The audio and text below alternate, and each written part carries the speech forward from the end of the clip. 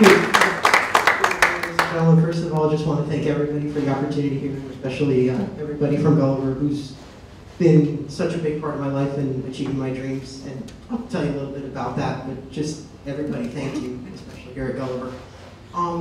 About 3 years ago here, I was a 10th grader, and I lost my mom, heart attack out of nowhere, right after I turned 16 years old. And let's see if I can figure this out. Pilots are no good for anything, not an airplane, I guess, so.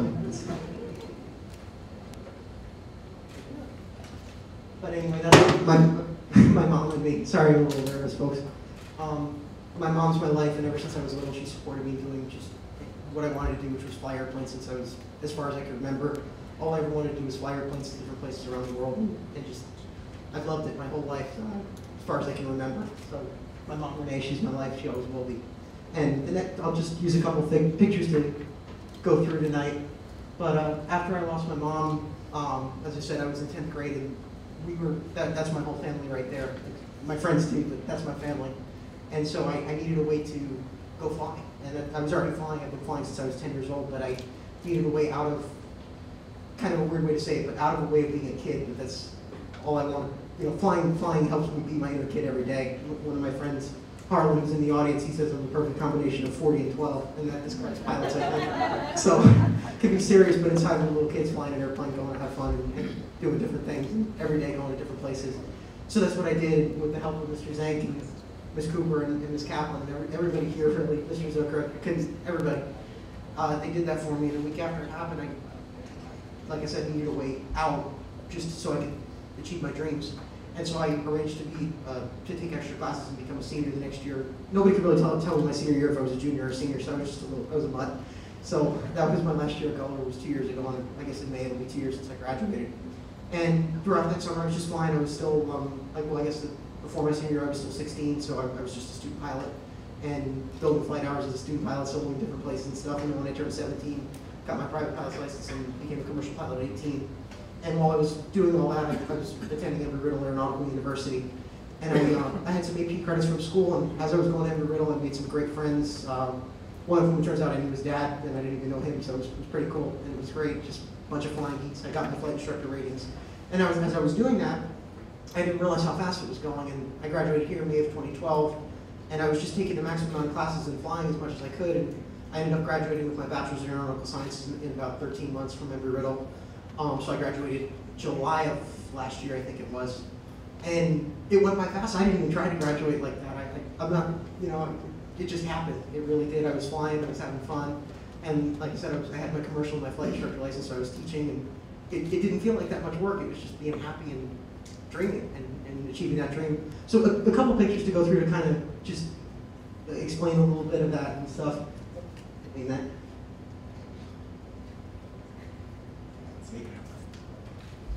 Can we go back on? Okay, no problem, folks. Be on the way in a few minutes, I guess. Well, okay, so just a picture of me, you know, wearing a hat with some pilot in some airplane when I was little. It's, like I said, all I wanted. And more of that, flying the DC-3. I fly part-time in a DC-3 and fly corporate in the Citation and Pilatus PC-12. And just me looking down on the world as a little kid, and that's the same look I have when I'm flying now. I just love it. That's it, and that's flight instructor at one point or another. And now, next slide, please, guys. Okay. And this one here, this picture is really important because that's the week I graduated college, and that is what my mom dreamed of me of doing and what I've always wanted to do and what she supported. That flight was going to Lexington, Kentucky. We were flying at 37,000 feet. Just, I love it up there. Just the overcast cloud, not a cloud above us. And I'll never forget, most of my citation flying has been around the state of Florida, so it's been low, so I never use the autopilot when I'm flying it. So this was the first flight that was actually long enough to use the autopilot, really, in my eyes, because I love hand flying. But I remember that day I hand flew all the way to 37,000 feet, and this is my world, and achieving that dream and stuff that my mom wanted me to and supported me. I miss her so much, but I'm so happy doing that on a daily basis in and out. And I'll never forget that day. That was right after we leveled off, and we were just about to cross the north end of Lake Okeechobee, I think. At least that's what was below us. We couldn't see it. That was it. And flying goes back to my childhood so much because all the memories I ever made with my mom and airplanes, wherever they were, but airplanes were usually involved at some point or another.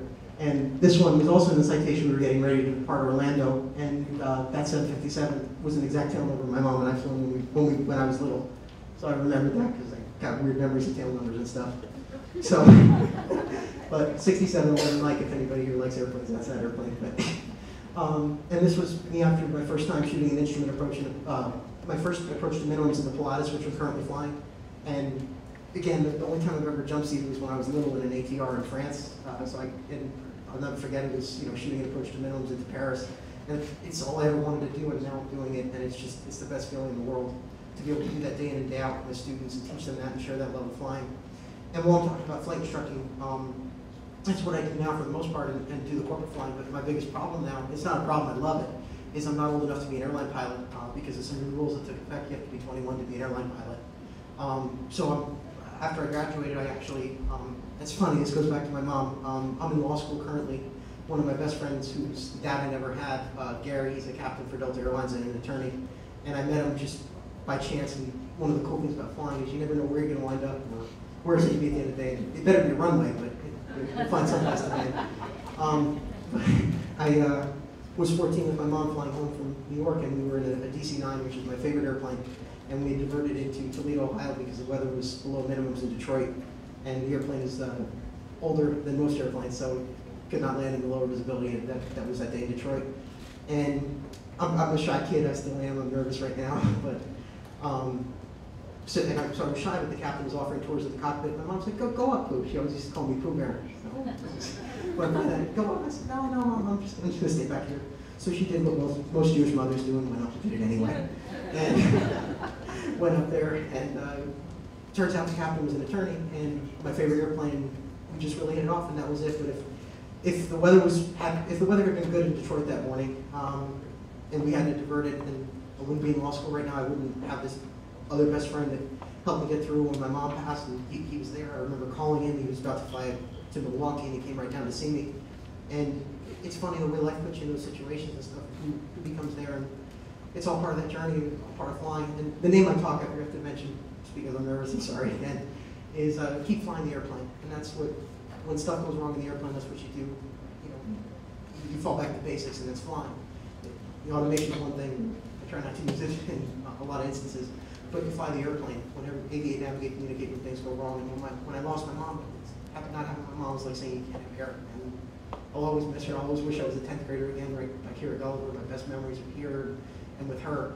But when that happened, my pilots find a way of getting themselves out of difficult situations, and sometimes we create them, but we try not to. But get out of them and fly the airplane. That's it. So that's what got me through that, and that's what got me through every emergency I've had when I'm flying. And just when that happened, was to do that. And she gave me just that ability to do that, and just try to smile every day. I love smiling every day and being happy, and pass that along to my students, and just be happy. So hopefully I'll graduate law school next December 2015, and then I'll turn 16 in January 20. Oh, sorry, not 16, 21 in January 2016, and then I'll be an airline pilot. Hopefully my dream is Delta Airlines, and hopefully will happen. But whatever happens, I'm happy. I love doing what I do day in and day out, and the only reason I can do it is because of my mom. I love her just so much. I'd give anything to go back, but I'm really, really happy, and just with everybody that's become like an extended part of my family.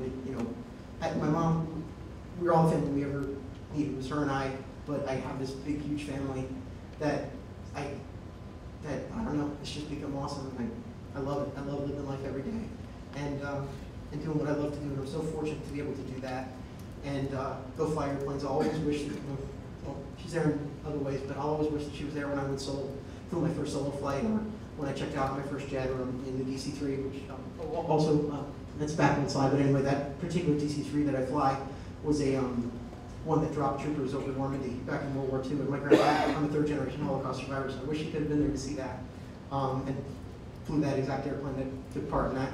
And I'm afraid dog too, I guess, flying DC-3s on freight runs, but still, I love it. And I wish that, but I'll pass on great memories to, one day when I have kids, and hopefully they'll get to decide to fly and stuff, and her, and just live for her every day and live through her, and just happy. So thank you so much for the opportunity to speak. I don't know if I went too fast, too slow, but thank you so much, and have a great evening. Thank you.